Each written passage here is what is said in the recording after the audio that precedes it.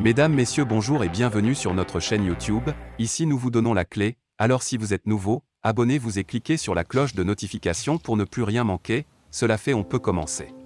Sans aucun doute, ce lundi 20 juin sera une journée chargée d'émotions pour la famille de Patrice Emery Lumumba, figure de la lutte anticoloniale. Celui qui fut le premier ministre du Congo indépendant et assassiné au Katanga le 17 janvier 1961. Lors d'une cérémonie au palais d'Egmont, initiée par le gouvernement, la justice belge remettra aux trois enfants Lumumba, François, Juliana et Roland, la dépouille de leur père. Un événement historique pour tous les Congolais. La dépouille est une dent qui a été saisie par la justice en 2016 chez la fille de Gérard Soët, le commissaire qui était chargé de découper et de dissoudre dans l'acide le corps de Lumumba 2 jours après son assassinat. Cette cérémonie, qui se veut solennelle, se déroulera en comité restreint en présence du Premier ministre Alexander Deko et de son homologue congolais Jean-Michel Sama. Ce dernier a dû remplacer le président Félix Tshisekedi, retenu par les conflits à l'est de la République démocratique du Congo. Dès le lendemain, la dépouille retournera au pays pour des funérailles, occasionnant 3 jours de deuil national. Ce retour en RDC revêt une dimension symbolique, historique, mais aussi politique. Car aujourd'hui, si tous les Congolais veulent tourner cette page douloureuse de l'histoire, certains plus que d'autres attendent encore un travail de mémoire. Face au silence du président Tshisekedi sur ce passé, d'aucuns voient dans ce retour un acte inachevé, voire une récupération politique à des fins électorales.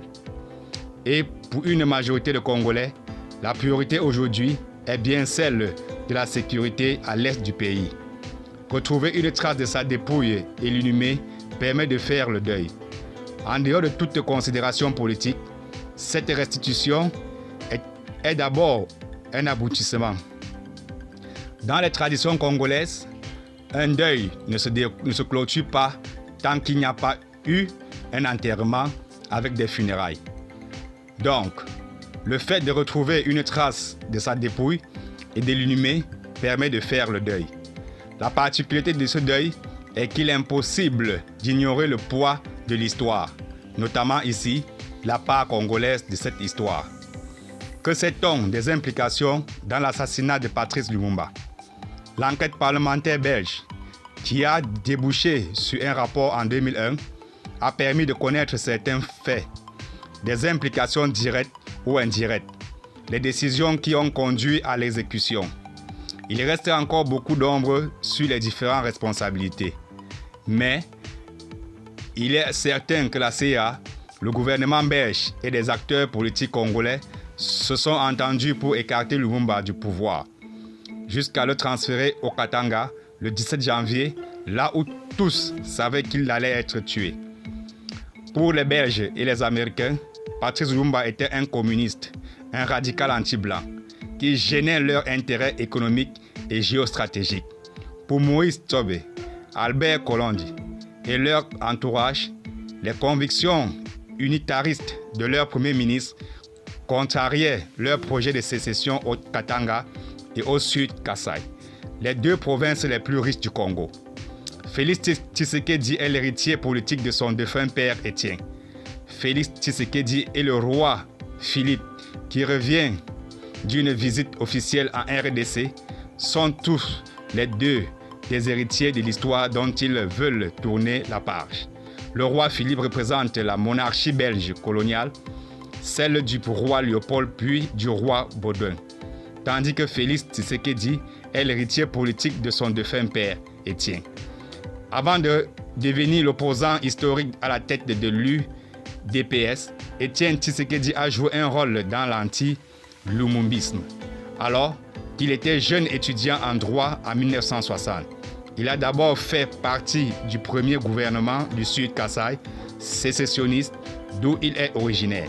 Le 8 août 1960, un mois après que Moïse Tshombe a proclamé la sécession du Katanga, Albert Kolondi, leader du MNCK, Mouvement national congolais, le parti de Patrice Lumumba qui se scinda en 2, MNCK pour Kolondi et MNCL pour Lumumba, proclame à son tour l'autonomie du Sud Kasaï avec comme capitale Bakwanga. En réaction, Patrice Lumumba envoie l'armée nationale congolaise pour récupérer le Katanga et le Sud Kasaï, où des exactions sont commises, ce qui amènera le président Kassa Fubu à révoquer le Premier ministre. Le collège des commissaires, c'est le gouvernement dont le but est de faire liquider Lumumba. En retour, Lumumba obtient la confiance du Parlement. C'est alors que Mobutu, commandant en chef des forces armées, fait son premier coup d'État. Étienne Tshisekedi devient commissaire adjoint à la justice dans le collège des commissaires généraux à Léopoldville. Le gouvernement de transition mis en place le 19 septembre 1960.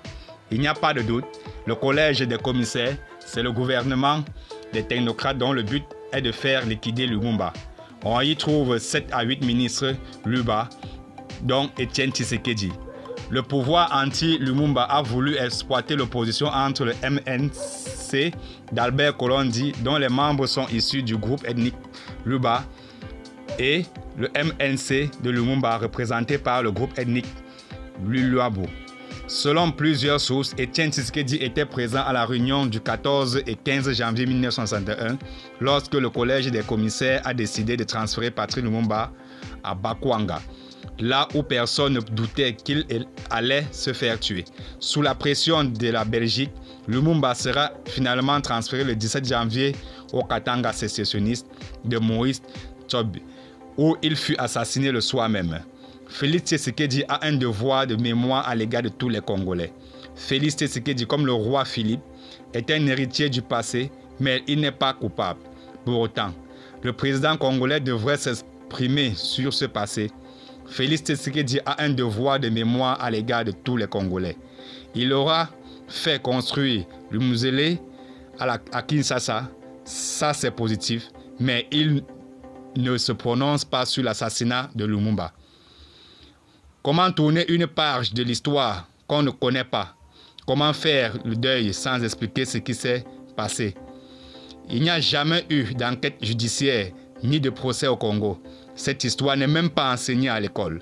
Le discours de Jean-Michel Sama lors de la cérémonie du 20 juin et aussi ceux qui seront prononcés après à RDC par les autorités congolaises seront écoutés avec beaucoup d'attention. Merci de nous avoir écoutés et à très bientôt.